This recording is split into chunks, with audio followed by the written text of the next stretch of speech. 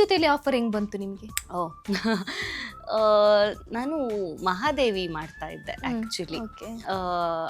Small character ಮಾಡ್ತಾ ಇದ್ದೆ, but it was ತುಂಬ ಸೀನ್ಸ್ ಇರೋ ಅಂಥ ಕ್ಯಾರೆಕ್ಟರ್ ಮಾಡ್ತಾ ಇದ್ದೆ.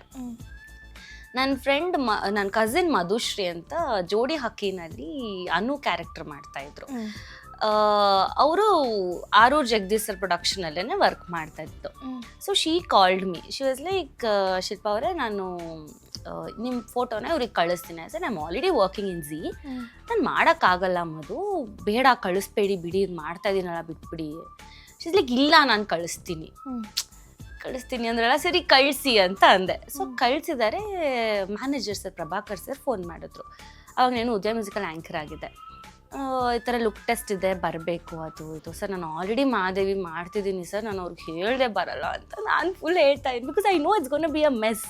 ಮುಂಚೆ ಇತ್ತು ಒಂದು ಚಾನಲ್ 2-3 ಮಾಡೋದು, ಅವಾಗ ಇರಲಿಲ್ಲ ಅದು.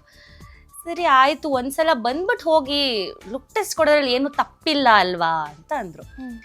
ಸರಿ ಅವತ್ತು ಹೊರಟೆ. ಅವತ್ತಿನ ದಿವಸ 9:30ಗೆ ಶೂಟ್ ಮುಗಿಸ್ಕೊಂಡು ಬರ್ತೀನಿ ಸರ್, ಮಧ್ಯಾಹ್ನ 3 ಗಂಟೆ ಅಷ್ಟೊತ್ತಿಗೆ ಅಂತ ಅಂದೆ. ಹೊರಟಾಗ 10 ಗಂಟೆಗೆ ಕಾಸ್ಟ್ಯೂಮಿಗೆ ಫೋನ್ ಮಾಡಿದ್ರು.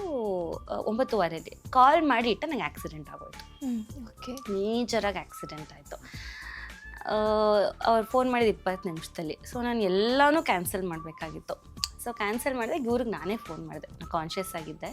ಸರ್ ನಂಗೆ ಈ ಥರ ಆ್ಯಕ್ಸಿಡೆಂಟ್ ಆಗಿಬಿಟ್ಟಿದೆ, ನಾನು ಬರೋಕ್ಕಾಗಲ್ಲ, ನಾನು ಯಾವಾಗ ನಾನು ಹುಷಾರಾಗ್ತೀನಿ, ನಾನು ಯಾವಾಗ ವಾಪಸ್ ಬರ್ತೀನಿ, ನಂಗೆ ಏನು ಆಗ್ತಿದೆ ನಂಗೆ ಗೊತ್ತಿಲ್ಲ, ನಾನು ಫ್ರ್ಯಾಕ್ಚರ್ ಆಗಿಬಿಟ್ಟಿದೆ, ಸೊ ನಾನು ಲೆಕ್ಕ ಇಟ್ಕೊಬೇಡಿ sir, you just go forward ಅಂತ.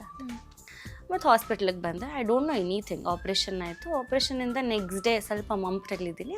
I got a call GS ಪ್ರೊಡಕ್ಷನ್ಸಿಂದ, ಇಲ್ಲ ನೀವೇ ಮಾಡಬೇಕಾ ಕ್ಯಾರೆಕ್ಟ್ರು.